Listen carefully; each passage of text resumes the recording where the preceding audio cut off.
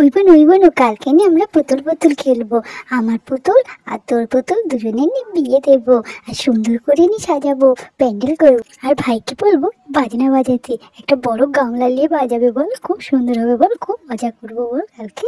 আর আমি হাতে মেহেন্দি করবো, আর আমি নাচ করবো, সবাই মিলে গান করবো। আর দিদি কি রান্না করবি? রান্না করবো, ভাত করবো আর আলু ভাজা করবো। কি বলছিস, বিয়েতে কেউ আলু ভাজা খায় নাকি? বিয়েতে তো মিষ্টি খায়, মাংস খায়। আরে বোন, আমি তো সব রান্না করতে পারি না। আরে তোমরা চুপ করো, চুপ করো, তোমার বাবা ঘুমোচ্ছে, কাল সকালে উঠে কাজে যাবে, চুপ করো বাচ্চারা।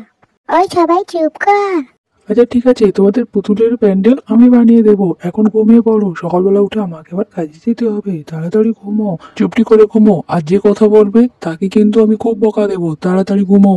তোমরা তাড়াতাড়ি ঘুমো, কালকে আমি তোমাদের সবার জন্য কেক বানাবো। কি বলছো মা?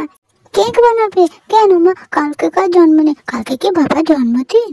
আরে না না, বাবার জন্মদিন কেন হতে যাবে? আর কয়েকদিন পরে তো 25শে ডিসেম্বর আসতেছে, তাই ভাবছি কেক বানাবো। অনেকদিন তো কেক বানাইনি, কেক বানানো প্রায় ভুলে গেছি, তাই একটু প্র্যাকটিস করে নেবো। তারপর 25শে ডিসেম্বরে খুব বড় করে আমরা কেক বানাবো। ও মা, 25শে ডিসেম্বরে কার জন্মদিন গো? কেন কেক বানাবে বলো না মা?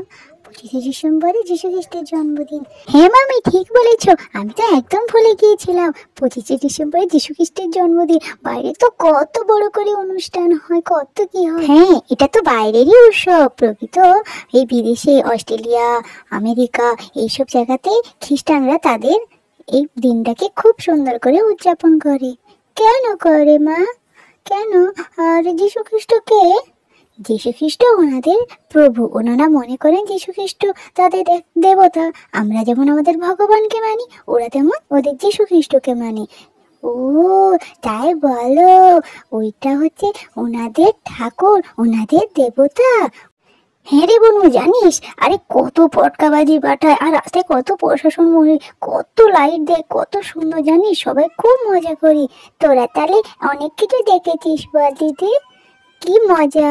তোরা তাহলে ওখানে কত আনন্দ করেছিলিস বল? হ্যাঁ, দিদিরা যখন ছিল তখন আনন্দ করতো। এই বছর তো আর ওখানে নেই, এখানে আছি, তাই ভাবছি আমি ওই দিনটাতে আমরা একটু কেক কাটবো, আমরাও একটু আনন্দ করব। কি মজা! তাহলে আমরাও এখানে কেক কাটবো, আনন্দ করব। ও মা, তাহলে গান বাজনা হবে? গান বাজনা আর কি হবে, আমরা বড় করে কেক কাটবো আর সবাই মিলে খুব মজা করব। জানিস বোন, সেখানে সান্টা ক্লজ আছে, আর কত বাচ্চাদেরকে গিফট দেয়, কত চকলেট দেয়, কত গিফট দেয় জানিস। সান্টা ক্লজ, সে তো আবার কি রে দিদি? এই সান্টা ক্লজটা আবার কে রে?